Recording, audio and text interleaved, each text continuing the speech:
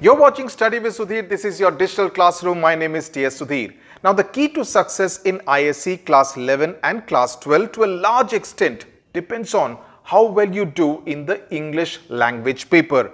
And those of you who struggled in the ICSE Class 9 and Class 10 English language papers because you chose to take it easy, I have a piece of advice. Please do not take this paper in class 11 and 12 lightly at all, because this can take you there, this can also take you there, right?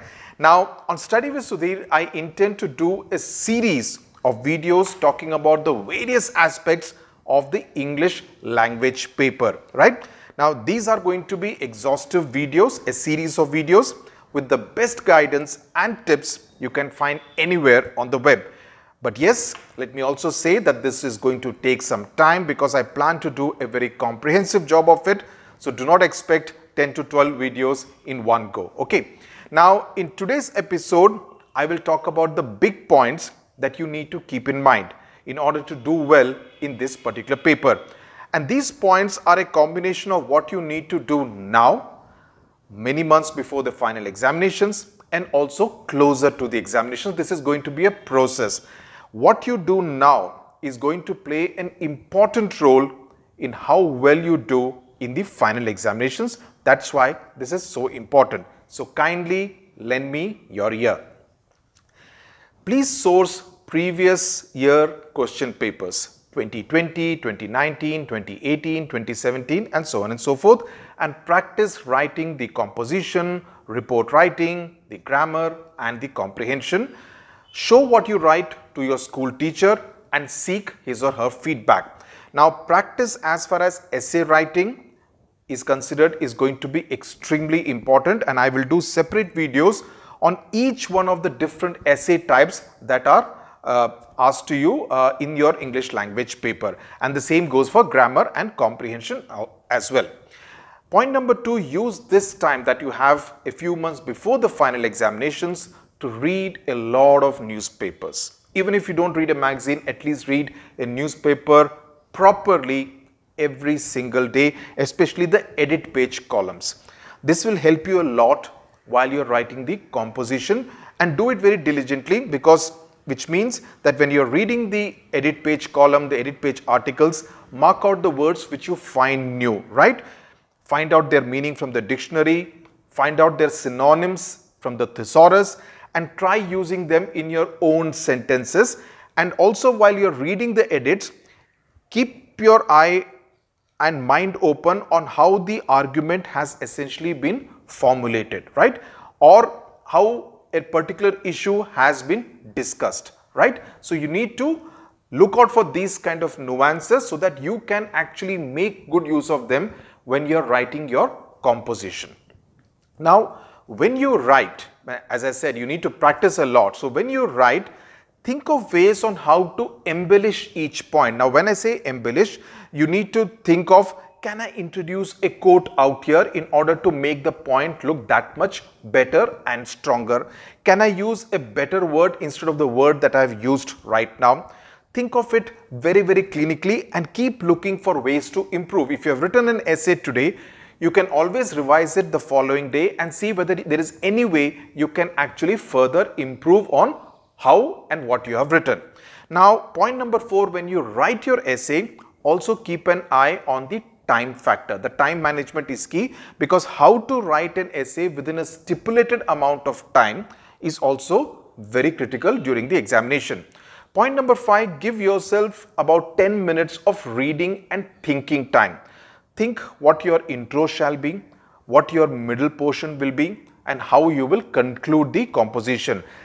Because at this level in class 11 and in class 12, you are expected to have a smooth writing style with good powers of expression. That's going to be very critical for you to get the maximum number of marks.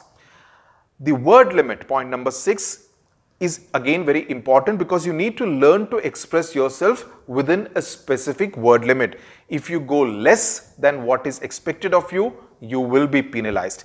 If you go over a few words, 20, 25 words will be fine, but if you go over by 50, 75, 100 words, What it will convey to the examiner is that you are not very crisp with your thought process, you are also not very crisp with your articulation process, right? As far as the grammar portion in your examination paper is concerned, never give more than one option answer. Never make that mistake. We have said that during the ICSE videos also. Never give more than one option. You cannot possibly leave it to the examiner to choose whichever option is right. Practice with as many grammar books as you possibly can. The more you practice, the better you will get at it. Of course, we will be doing a whole lot of grammar videos as well as far as ISC is concerned. Now, always read the question several times in order to understand what is being asked, and ensure that you cover every aspect, every bit of the question. Now, let me cite an example from the 2020 ISC Class 12 paper. Now, one of the essay topics was, recently you traveled to a place that you found peaceful and rewarding. Okay, place, peaceful, rewarding. These are all the keywords, the key questions that you need to answer. Describe the place, the weather, the people and the local activities that make this destination particularly attractive. So 4 things have been asked, and all of that you need to link to the fact that this place is attractive and your trip to that place was a rewarding experience and you also found it a peaceful place. So lot of small details have been asked. So when you're writing your composition, you need to ensure that you cover each and every bit that has been asked. Now, unless you cover every point in reasonable detail, you will lose marks. What happened in the 2020 paper was that many students made the mistake of focusing only on the place, only on the destination, without writing about the people. The weather was dismissed as just, oh, it was very nice weather. Now, in class 12, your vocabulary and powers of expression cannot be of the level of a class 6 or class 7 student. I am sure you agree with that, right? Now, point number 9, many students, when the question is about writing an original story, end up copying a story from one of their textbooks. It may not be of class 12, it could be of 11, 10, 9, whatever, right? Which is a complete no-no, right? If the story is popular, trust the examiner will also know about it. He or she may have also read it. Or they end up writing about a real incident that may have taken place recently in the country or anywhere in the world. That's again a no-no, because remember, the operative word is original story. The originality of the story is what is going to get you part of the marks, and of course the expression and how you have constructed the story. Last point, you are expected also as part of the English language examination to write a newspaper report or review of a cultural program. What I would suggest is, please spend the next 3 to 4 to 5 months reading newspapers, and also that part where reporters are filing their copies on how they are writing their articles, their stories, how it begins, how it ends, and most importantly, how the content is written in the middle. How is the detailing done about a particular incident or about a particular cultural program? And I will discuss all this in subsequent videos, but this is the mota part that you need to be aware of. How do you construct a newspaper report? Is the understanding of it is going to be very important. So, if you are willing to embrace these changes in your study schedule and have the discipline for it, you are most welcome to be part of the Study with Sudhir series for the ISC English Language Paper. Remember, I can only show you what needs to be done. The actual marathon has to be run by all you, athletes and students. Thank you very much for watching.